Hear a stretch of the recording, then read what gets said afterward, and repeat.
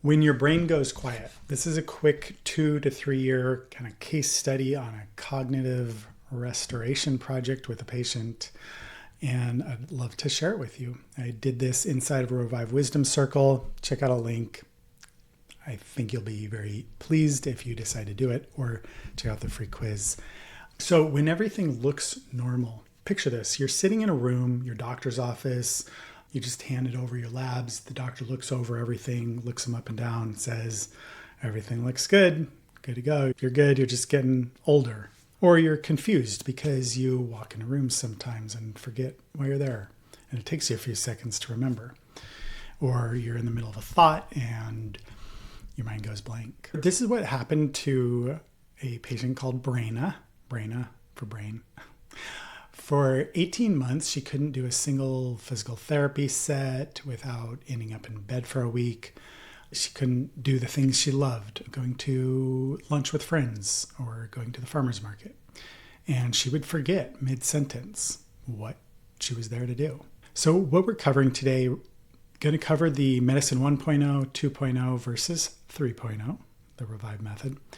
I'm going to share a little bit about Braina and her labs, specifically over a 9-month period in 2025, and what actually helped. As always, this video is for educational purposes only and does not constitute medical advice or create a doctor-patient relationship. So 3 layers of medicine, really. The conventional model does very basic labs, and for all intents and purposes, the basic labs looked normal in Braina, this individual. Functional medicine is very good at doing a lot of testing. That's 2.0. In 3.0 medicine, like the Revive method, it's much more about the meta view of everything and how to piece everything together and then do therapeutic actions in the proper sequence, the sequence that most serves the individual. And Braina, she's a tough situation. Her body was at war with itself. She oftentimes had eczema, migraines, swollen glands, a gut that bloated, and she felt like she was pregnant, she said. And a brain, frankly, that she said felt like it belonged to someone else. And so in that medicine 1.0, a typical labs might be a CBC, a comprehensive metabolic panel, which looks at your kidneys and your liver and your electrolytes. The CBC is your white blood cells and red blood cells, a TSH for basic thyroid, vitamin D, vitamin B, a blood sugar or a hemoglobin A1C, the average 3-month blood sugar. All of those were normal in Braina. The only thing that actually showed up different was a basic lipid panel, which showed a total cholesterol of around 300. And standard medicine would put her on a statin, which would not have served her well. Her body was under so much stress that it's pushing out and it's actually making extra cholesterol, which is a good thing because you want it to help build the cells, you want it to help build new cell membranes and get rid of toxins. And so taking a statin drug to lower cholesterol would not have served her in the long term. And so based on this, outside of putting her on a statin, they would have said everything else looks good. You're good. Be on your merry way, even though she felt like crap. Now, things that get missed are actually on this next slide. Gut-brain axis, so stool testing, small intestinal bacterial overgrowth testing, because there's a very real gut-brain connection. There's a lot of toxins that can be tested for, from mold, mycotoxins, heavy metals, environmental toxins. These oftentimes can result in cognitive decline. Hormones, but hormones tested properly, because hormones affect the brain big time. They affect all cells in our body. And it's usually the correct hormone testing is usually not done, or oftentimes not done. I shouldn't say usually on that front. And then nutritional gaps. We want to know the exact nutritional gaps. In her case, it was CoQ10, omegas, and magnesium, which are all important for inflammation and mitochondrial generation of ATP, which is energy, which is the more of it we have, the more we heal. And then a lot of immune triggers can be present, from Lyme, food sensitivities, autoimmune, situations. And so functional medicine is good at testing all of this. But what matters more is the sequence that the results are put together in. And then again, the meta ability to put it all together in the right therapeutic sequence. Now with Braina, she had mold antibodies. Notice on the right, her actual urine mycotoxin testing was almost completely normal. Outside of a little bit of an elevation of ochratoxin-A, she actually was basically undetectable on the other ones that were tested. And yet, the fact that she was making IgG antibodies to all of these should be appreciated because it signifies how much her immune system was overstimulated and oversensitized. Now, notice this little ochratoxin-A. It can certainly affect the brain. It can certainly affect oxidation, too much oxidation. It can stimulate too much oxidation in the body, including inflammation type of oxidation, and can certainly contribute to immunotoxicity. One of the interesting things is that this individual is in that 20 to 25% of the US population that actually has a genetic marker or a reason for being more susceptible to mycotoxins or mold, specifically from water-damaged buildings. And that's why if you took an average family of 4 or 5, only one of them on average is going to get symptoms from being in a mycotoxin-filled dwelling or workspace. Meanwhile, the other 3 or 4 out of 4 or 5 family members are going to be totally fine. This is key to know about Braina. And these are most of the labs I put down here that were done at the beginning of 2025 and then more towards the end of 2025. Now, CoQ10 and magnesium are really important for mitochondrial health, which is important for brain health. So we improved those.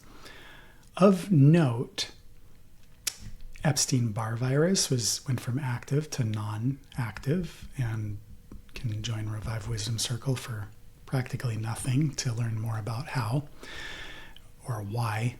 And then same with the organic acid testing for yeast. Went from really elevated to barely elevated. And the other markers actually went from very elevated to completely normal. Of note though, the LP plaque 2, which is basically a marker in this situation for brain vascular inflammation, shot up to a very high level. Fibrinogen, the blood stickiness and inflammation marker, shot up into an undesirable range, and her oxidized LDL shot up.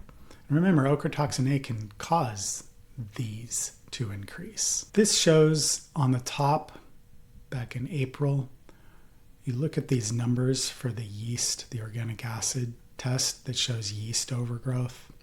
Went from a bunch of highs, 2, 4, 6, out of 9 were elevated, and pretty significantly, down to where just 1 was elevated, and even that was approximately cut in half in a good way. Now, many people will know that within Revive Wisdom Circle, I talk about the great 8 pillars, and these are the foundation. Now with her, air is the number 1 priority.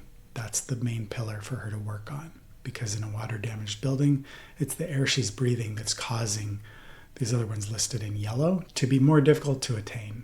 Now, the sequence, and this is a very brief overview of this situation. There's more nuances to it that are within the Revive Wisdom Circle. But first, and these are laid out in steps, first to stabilize the immune system. Now this is mostly from a peptide standpoint, but there's a lot of other ways to do these things. So 𝗏𝗶𝘃 for inflammation. This is almost like your body's natural ibuprofen. Thymosin alpha-1 is incredible when the immune system is overactive, potentially. And to restore mitochondrial energy, SS31, which repairs the mitochondrial membrane, or MOTS-C, which increases energy production by increasing the efficiency of mitochondria, can be considered. BPC for gut improvement. And from the whole gut-brain axis, the 𝗙𝗶𝘃 also acts to decrease neuroinflammation. And then only then, once these first 3 steps are improved, then you might talk going about decreasing toxins through some kind of detox.